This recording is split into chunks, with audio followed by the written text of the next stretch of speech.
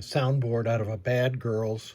You can see the ROMs have deteriorated and one of the legs is snapped off there.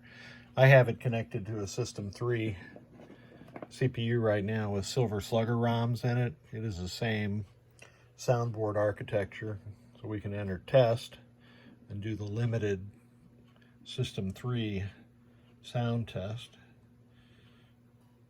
Advance to that. Here we go.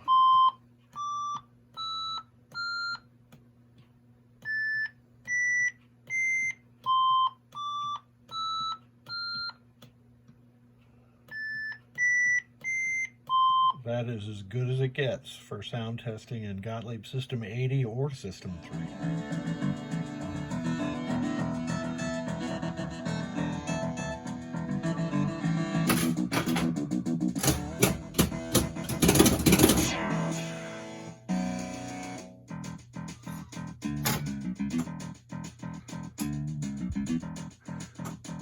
Waiting for bad. I can't wait that long.